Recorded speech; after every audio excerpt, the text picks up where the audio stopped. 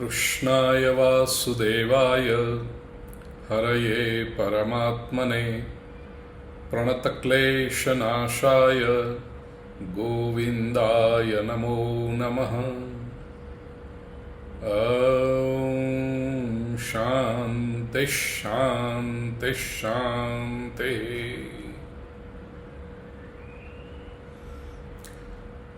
आत्मीय स्वजनों, सत्कर्म परिवार के तत्वावधान में हमारा जो एकादशी उत्सव और उसके निमित्त सत्संग की जो यात्रा चल रही है, आज गुजरात और उसकी दृष्टि से देखें तो वैशाख कृष्ण एकादशी और ब्रज की परंपरा में देखें तो ज्येष्ठ कृष्ण एकादशी। ब्रह्मांड पुराण अंतर्गत जो इसकी कथा है, और मैं आपको बता दूं कि आज की जो कथा है केवल 20 श्लोकों में वर्णन है ब्रह्मांड पुराण में, और सीधा केवल महिमा बताई है। यूजुअली एकादशी की कथा होती है, उसका कोई प्रसंग होता है, इसमें से कोई कथा या प्रसंग ब्रह्मांड पुराण में नहीं है। केवल महिमा स्ट्रेट डायलॉग के रूप में बताया गया है। युधिष्ठिर जी और श्री कृष्ण के बीच में यह संवाद।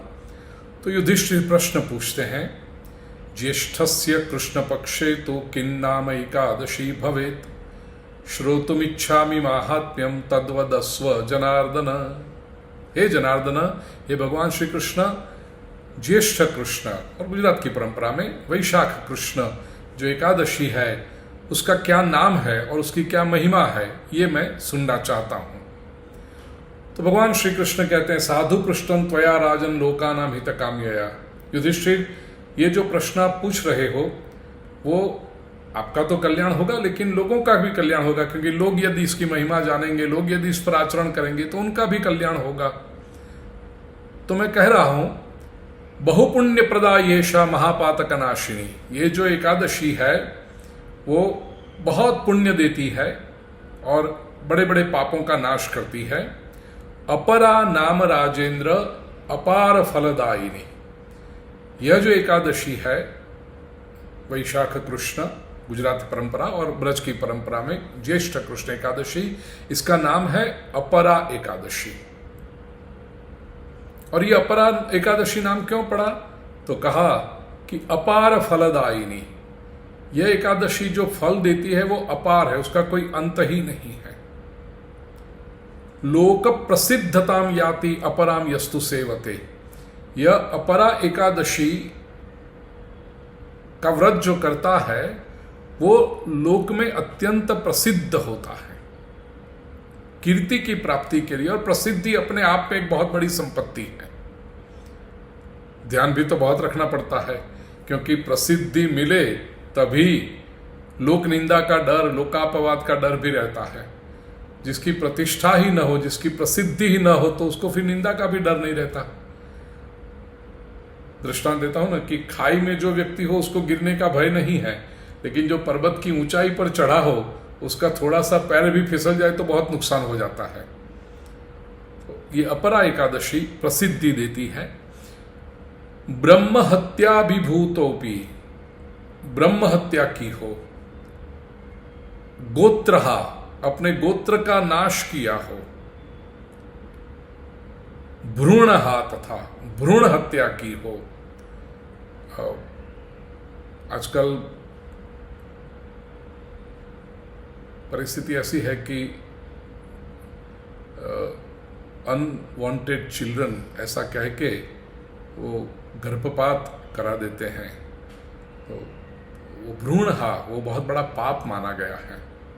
उसमें परापवादवादी च, जो दूसरों की निंदा करे वो भी बहुत बड़ा पाप माना गया है। परस्त्री रसिकोपि च, परस्त्री में जो रस लेता हो, व्यभिचार करता हो।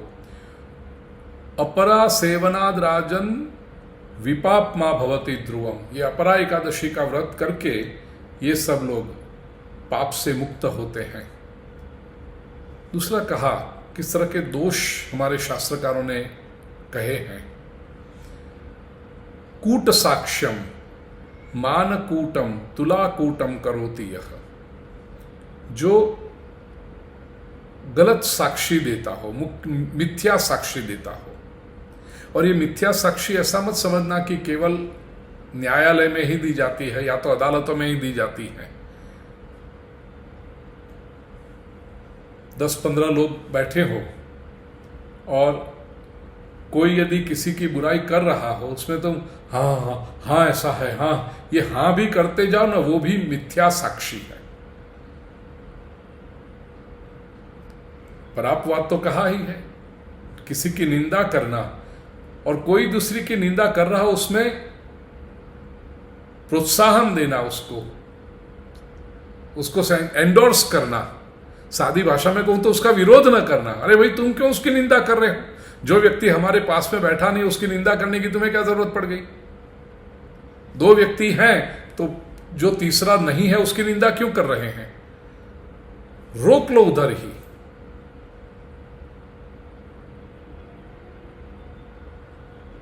एक बात मुझे बड़ी अच्छी लगी।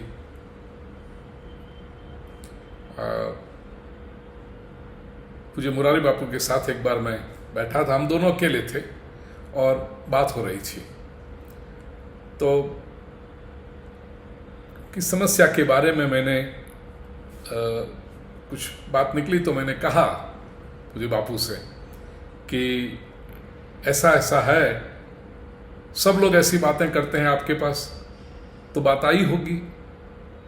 बापू ने केवल एक शब्द में कहा, मेरे सामने ऐसी कोई बात करता ही नहीं। कोई अच्छे मनुष्य की निंदा मेरे सामने कोई आके ये बात करता ही नहीं। मुझे इतना अच्छा लगा। बापू बहुत मीत भाषी, बहुत कम बोलते हैं लेकिन सारगर्भित बोलते हैं। तो व्यक्ति का विकास, व्यक्ति की पर्सनालिटी ऐसी होनी चाहिए कि उसके पास में बैठ करके कोई गॉसिप कर ही न सके, गलत बातें हो ही न सके। लेकिन दूसरे लोग जब करते हो तो उसको मौन सम्मति देना, वो भी मिथ्या साक्षी है। तो मिथ्या साक्षी का अर्थ केवल अदालत में किसी की झूठी गवाही देना, वो मत समझना, व्यवहार में भी होता है, तो उसका बहुत बड़ा पाप है। कूट साक्ष्यम मानकूटम, किसी की मानकूटम अर्थात मिथ्या अभिमान करना, जो बात नहीं है अपने में उसके ऊपर। गुजराती में कहे ना कि पोताना बणगा फूट क्या करवा, पोताने हमें तो हम तो ये है, हम तो ऐसा है, हम तो वैसे हैं। कुछ लोगों को आप सुनोगे वो खास करके अतीत के बारे में या तो अपने पुरखों के बारे में, हमारी परिवार तो ऐसा है, हमारे दादाजी ऐसे थे, हमारे परदादा ऐसे थे, हमारे पिताजी। तू कौन है वो बोल भाई। परिवार में लोग क्या थे, कैसे थे, वो मिथ्याभिमान है। उसको कूट मान कहा संस्कृत में, मानकूटम। तुलाकूटम, व्यापारी तराजू से जो तोले उसमें जब अन्याय करे तो उसको तुलाकूटम कहा है। कूट वेदम पठेद विजहा पठेद विप्रा, मिथ्या शास्त्रों का अभ्यास करना, वेदों की निंदा करना, ज्ञान की निंदा करना और मिथ्या शास्त्र पढ़ना, अलग अलग जिसका कोई मूल्य ही नहीं है, ऐसी बातों में वो करते रहना। कूट शास्त्रम तथैव च। आजकल इतने सारे संप्रदाय आ गए, 50, 100, 200 वर्ष के भी उनके तो उनके अपने शास्त्र बनाने लगे। कुछ लोग कहते हैं षड दर्शन तो भारत में है, हमारा 7वां दर्शन। अरे तू है कौन भाई 7वां दर्शन निकालने वाला? तेरी योग्यता क्या है? और उनके पीछे उनके केवल सांप्रदायिक ग्रंथों को ही प्रमाण मान करके उनके पीछे चलने वाले, ये सब कूट शास्त्र हैं। इनका भी पाप है। ज्योतिषी कूटगण कह कूटायुर्वेद को विषक, ज्योतिष के नाम पर भी किसी को गलत सलाह देना, ज्योतिष के नाम पर किसी को छलना। देखिए ज्योतिष शास्त्र है, मैं तो आप सब लोग तो जानते हैं, आप मेरे समीप के हैं इसलिए आपको पता है कि पिताजी बहुत अच्छे ज्योतिषी, और छोटी उम्र में मैंने पिताजी के पास से ज्योतिष सीखा, अभ्यास किया, तो शास्त्र तो वो परफेक्ट है ही, लेकिन उस शास्त्र के नाम पर ये जप कराओ, ये विधि कराओ, ये पहनो, वो पहनो, ऐसा करके काम पे लगा देना किसी को, अपना स्वार्थ सिद्ध करना उससे, ये दोष है। कूट गणकः, अकाउंटिंग में छलना, किसी को गिनती में किसी को छलना, वो भी दोष है। और कुटायुर्वेद को भी शक, जैसे ज्योतिष शास्त्र का गलत इस्तेमाल करके अपने स्वार्थ के लिए किसी को छलना, ऐसे आयुर्वेद का भी उपयोग करके, या तो आज की मॉडर्न साइंस में कहे तो मेडिकल साइंस का उपयोग करके किसी को छलना। डॉक्टर को पता तो चल जाता है कि बीमारी 3 दिन में निकल जाएगी, उसकी दवाई भी उसके पास है, लेकिन ये रिपोर्ट निकलवाओ, वो रिपोर्ट निकलवाओ, क्योंकि वो रिपोर्ट्स में से फिर कमीशन मिलता है। जानबूझ के देरी करना ठीक करने में, ये पाप माना गया है। ये सारे कूट साक्षी क्षमा ये ते विघ्ने या नरक, ये सारे पाप कूट साक्षी की जैसा ही है। और अपरा एकादशी जो आज है, उसका व्रत करने से व्यक्ति ये सारे दोष से, ये सारे पाप से मुक्त होता है। क्षत्रिय यदि रण मैदान छोड़ के चला जाए तो वो भी उसके लिए बहुत बड़ा दोष माना गया है। क्षत्रिय क्षात्र धर्मम यस् त्यक्त्वा युद्धात् पलायते, इसीलिए तो भगवान श्री कृष्ण ने महाभारत में अर्जुन से कहा कि अर्जुन ये तू भाग के जाए, वो योग्य नहीं है, पाप लगेगा तुझे, नरक का गामी होगा तू। वो भी एक अपरा एकादशी का व्रत करने से वो क्षत्रिय जो रण से पलायन होने का पाप किया है वो निकल जाता है।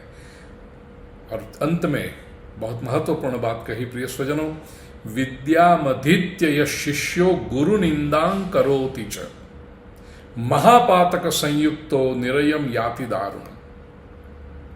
जिस गुरु के पास से ज्ञान पाया है, शास्त्र का ज्ञान, जीवन विषय ज्ञान, जीवन की छोटी मोटी समस्याओं के समय मार्गदर्शन जिनके पास से पाया, जीवन का रास्ता जिसने दिखाया, समस्याओं का समाधान बताया, ऐसे गुरु के पास से फिर क्या होता है, कई लोगों को थोड़ी सी समझ आई, या तो परिस्थिति अनुकूल हो गई, संजोग बदल गए, फिर उनको अपने अहंकार आने लगता है। और जिस गुरु ने मार्ग दिखाया था, जिस गुरु ने समस्या का समाधान दिखाया था, अब उसकी ही निंदा करना शुरू कर देते हैं। ये बहुत आगे के सारे तो पाप बताए, लेकिन यहां पर कहा महापातक संयुक्तो निरयम याति दारुण। ये तो महापातक है, गुरु की निंदा करना, गुरु में दोष देखना, उन्होंने ऐसा क्यों किया, ऐसा नहीं करना चाहिए, गुरु की समीक्षा करना, एनालाइज करना उनको, ये दोष माना गया है, महापातक माना गया है। और वो तो निरयम याति दारुणम, दारुण नरक में वो जाता है, ऐसा कहा। प्रिय स्वजनों, बहुत सरल बात है ये। जिस किसी ने हमारे लिए कुछ भला किया हो, हमारा कल्याण किया हो, उसकी हम बुराई करें, उसमें दोष देखें। जैसे माता पिता ने हमारे लिए अच्छा किया, वो तो निरपवाद बात है, सभी माता पिता अपने संतानों के लिए अच्छा ही सोचते हैं। लेकिन वो संतान, बचपन में तो माता पिता बहुत प्यारे लगते हैं, पापा आपके साथ आऊँगा, पापा आपका हाथ पकड़ के आऊँगा, पापा आपके साथ चलूँगा। अब वो 16, 17, 18 वर्ष का हो गया और फिर वो बेटा कहे पापा आप ये ठीक नहीं करते, पापा आपको ऐसा नहीं करना चाहिए। दोष है कि नहीं? पापा केवल हंसेंगे, बेटा अब तुम मुझे सिखाने चले। एक बड़ा सुंदर शेर मुझे याद आ रहा है, एग्जैक्ट शब्दों में मैं आपको कहूं। पहला शेर है, अंधेरे चारों तरफ साए साए करने लगे। अंधेरे चारों तरफ साए साए करने लगे, चराग हाथ उठाकर दुआएं करने लगे। अब जो मैं कह रहा था वो शेर, सलीका जिनको सिखाया था हमने चलने का, सलीका जिसको सिखाया था हमने चलने का, वो लोग आज हमें दाएं बाएं करने लगे। हमने जिसको हाथ पकड़ के चलना सिखाया वो कहते हैं कि अरे इधर ऐसा मत करो, ऐसा मत करो। तरक्की कर गए बीमारियों के सौदागर, ये सब मरीज हैं जो अब दवाएं करने लगे। तो हमारी संतान भी यदि हमें से दोष निकाले, पुत्र यदि पिता का दोष निकाले, पुत्री यदि मां का दोष निकाले, तो हम कहते हैं कि ये ठीक नहीं है। किसी ने हमें, अरे बाकी बात छोड़ो, किसी ने जल पिलाया हो, किसी ने भोजन हमें कराया हो एक बार, तो भी हम उसके ऋणी होते हैं कि उसका दोष नहीं निकालते। तो जो गुरु जिसने जीवन का ज्ञान दिया है, जीवन का मार्गदर्शन दिया है, थोड़ी सी समझदारी क्या आ गई, थोड़े के से अनुकूल संजोग क्या आ गए कि अब हम गुरु में से भी दोष निकालने लगे। ये महापातक है, वो घोर नरक में जाता है। लेकिन ये कहा कि अपरा एकादशी का जो व्रत करता है वो इस पातक से भी मुक्त होकर के सद्गति पाता है। और फिर कैसे पुण्य पाता है, तो कुछ तुलना की है कि कार्तिक पूर्णिमा के दिन पुष्कर तीर्थ में जो स्नान करने से फल मिलता है, वो फिर मकर संक्रांति में, माघ मास में प्रयाग में स्नान करने से जो पुण्य फल मिलता है, वो काशी में शिवरात्रि के दिन उपवास करने से जो फल प्राप्त होता है, गया में पिंडदान करने से जो फल प्राप्त होता है, सिंह का गुरु जब हो उस समय गोदावरी में स्नान करने से जो पुण्य फल प्राप्त होता है, आएगा कुंभ नासिक में, सिंहस्थ कुंभ, तो उस समय गोदावरी में स्नान करने से जो पुण्य प्राप्त होता है, कुंभ में केदार के दर्शन करने से जो प्राप्त होता है फल, बद्रिकाश्रम की यात्रा करने से और वहां पर रहने से जो पुण्य फल प्राप्त होता है, और ग्रहण के समय कुरुक्षेत्र में स्नान करने से जो फल मिलता है, हाथी घोड़ा या सुवर्ण का दान करने से जो पुण्य फल मिलता है, वो फल यह अपरा एकादशी का व्रत करने से मनुष्य को प्राप्त होता है। और ये व्रत पाप को काटने, पाप रूपी वृक्ष को काटने वाली कुल्हाड़ी के समान है, पाप रूपी समीधा लकड़ियों को जलाने वाले अग्नि के समान है, पाप रूपी अंधेरे को दूर करने के लिए सूर्य के समान है, और पाप रूपी मृग को मारने वाले सिंह के समान है। जो व्यक्ति अपरा एकादशी का व्रत करके विष्णु का पूजन करता है, वो सभी पापों से मुक्त होकर के वैकुंठ में जाता है। ऐसा ये फल बताया। जैसा मैंने कहा कि ब्रह्मांड पुराण के केवल 20 श्लोकों में, ये अध्याय में अपरा एकादशी की महिमा बताई है। और इसमें अन्य ग्रंथ यदि देखो तो कुछ कहानी मिलती है, लेकिन वो जचने वाली कहानी नहीं है कि दो भाई थे, बड़ा भाई अच्छा था, छोटा भाई दुष्ट था, कुछ कीर्ति, धर्म कीर्ति ऐसे कुछ नाम है उनके।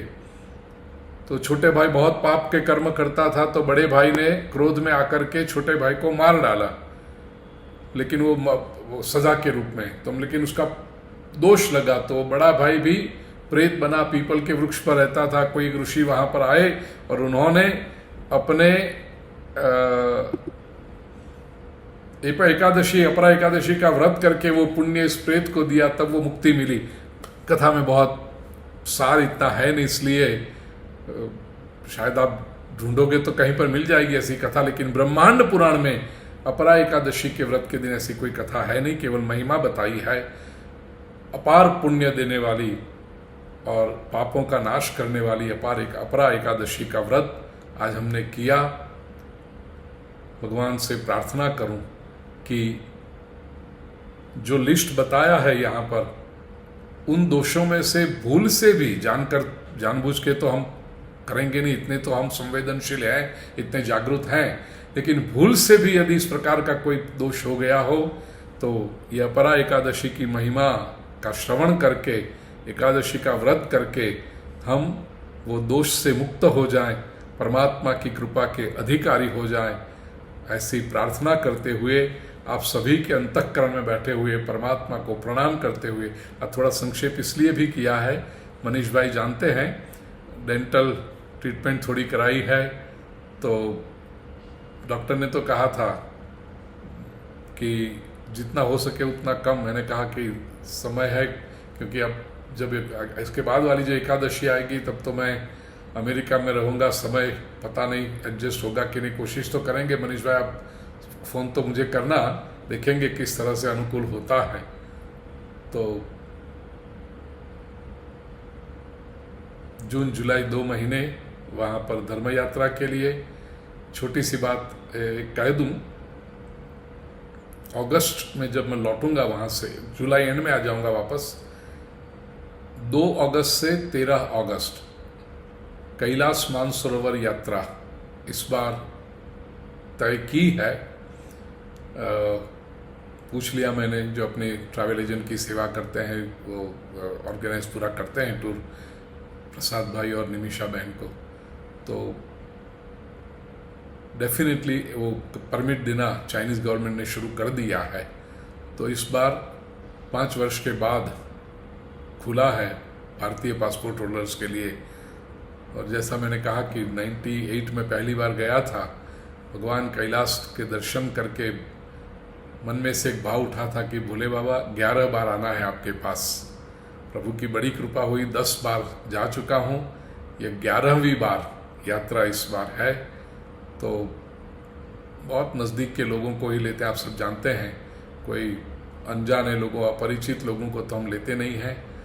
तो ग्रुप शुरू हो गया है। कहने का आशय ये था कि 2 से 13 अगस्त कैलाश मानसरोवर यात्रा होगी। तो प्रैक्टिकली अब 15 अगस्त के बाद राष्ट्र आज़ाद हो जाएगा, स्वतंत्र हो जाएगा। 2-2.5 महीने आगे बहुत व्यस्त रहेंगे। परमात्मा के चरणों में प्रार्थना करते हुए, आप सभी के अंतःकरण में परमात्मा के प्रति जो श्रद्धा है उसको प्रणाम करते हुए, श्री कृष्ण कन्हैया लाल की जय। कृष्णाय वासुदेवाय हरये परमात्मने प्रणतक्लेशनाशाय गोविंदाय नमो नमः।